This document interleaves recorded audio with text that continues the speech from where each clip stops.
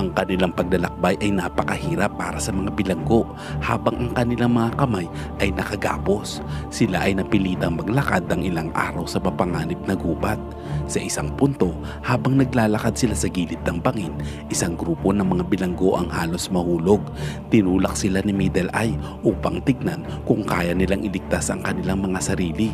Kahit sobrang hirap, ay nagawa naman nilang makaligtas sa tiyak na kamatayan.